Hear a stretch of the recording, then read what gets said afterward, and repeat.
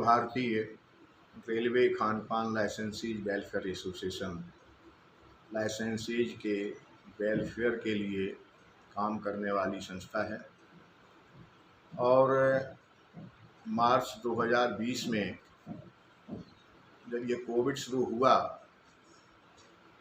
तभी से सरकार द्वारा जारी दिशा निर्देशों का हमारे लाइसेंसी भाई पूरी तरह से पालन कर रहे हैं। पहले दौर में ट्रेनें चल नहीं रही थी, बंद थीं, फिर ट्रेनों का संचालन शुरू हुआ, वो भी नाम मात्र के लिए। लेकिन कोविड से प्रभावित तो यात्री यात्रा कर रहे थे तो डर की वजह से अपना खान पान का सामान घर से लेके चलते थे, इसलिए स्टेशन पर स्थित स्टॉलों पर बिक्री नगण्य हो गई। वेंडर भाई भुखमरी के शिकार होने लगे। तो हम लोगों ने मिलकर कदम बढ़ाए, मिलके काम किया, वेंडर साथियों की मदद की और सरकार से मांग की कि इस दौरान हमारी जो लाइसेंस फीस है और लाइसेंस फीस पर लगने वाली जो जीएसटी है इसको सरकार समाप्त करे। तमाम पत्राचार के बाद सरकार ने कुछ स्टेप लिए,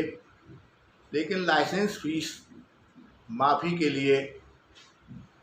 कोई निर्देश मंत्रालय द्वारा जारी नहीं किए गए, जिसकी वजह से बड़े ऊहापोह की स्थिति बनी हुई है। अब ये दूसरी जो लहर आई वो पहली लहर से बहुत ही खतरनाक है और बिल्कुल यात्री सफ़र नहीं कर रहे हैं और जो कर रहे हैं वो चुपचाप आगे ट्रेन में बैठ के निकल जा रहे हैं, स्टॉलों से कोई खरीदारी नहीं हो रही है। और इतनी खतरनाक लहर में भी हम लोगों ने मिलके रेलवे के नियमों का पालन करते हुए अपने यूनिट्स खोले, लेकिन परिणाम ये रहा बिक्री जीरो रही। ना तो रेल की लाइसेंस फीस निकल रही है, ना अपना खर्चा निकल रहा है, ना बिजली पानी का खर्चा निकल रहा है। ऐसी स्थिति में लोग बहुत परेशान हैं और बहुत सारे स्टेशंस, जिसमें अधिकांश संख्या ऐसी है जो बड़े स्टेशनों से ट्रेन छूटती हैं और 300-400 किलोमीटर के बाद जाके रुकती हैं, बीच के स्टेशनों पर नॉन स्टॉप होते हुए निकल जाती हैं, वहाँ के लाइसेंसी भाई बिल्कुल भुखमरी के शिकार हो रहे हैं। लेकिन सरकार ने अभी तक किसी प्रकार की आर्थिक सहायता का ऐलान नहीं किया, ना आर्थिक सहायता प्रदान की, ना ही लाइसेंस फीस माफ़ की, ना ही जीएसटी माफ़ की, ना ही बिजली माफ़ की गई, बिजली के बिल माफ़ किए गए, ना ही पानी के बिल माफ़ किए गए। और तरह तरह की तमाम तरह की परेशानियां अलग से भुगत रहे हैं, लेकिन सरकार इस ओर कोई ध्यान नहीं दे रही है।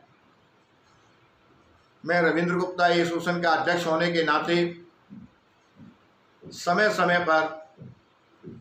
रेल मंत्रालय के वरिष्ठ अधिकारियों को, जोनल अधिकारियों को, माननीय मंत्री जी को पत्र लिख करके इन समस्याओं के समाधान के लिए बार बार पत्र लिखकर अनुरोध करता रहा हूं, लेकिन परिणाम शून्य ही रहा। अब स्थिति ये है कि यदि सरकार की तरफ से कोई आर्थिक सहायता नहीं मिली, लाइसेंस फीस और अन्य कर माफ़ नहीं किए गए, तो लोग कोई भी कदम उठा सकते हैं। उसके लिए सरकार जिम्मेदार होगी और अगर सरकार इस जिम्मेदारी से बचना चाहती है तो वो तुरंत कदम उठा करके लाइसेंस फीस और अन्य फीस माफ़ी करें और 50,000 रुपये प्रति यूनिट की आर्थिक सहायता प्रदान करें, ताकि हम सब लोग मिल करके अपने को इस आर्थिक स्थिति से उबार सकें। जय हिंद, जय भारत।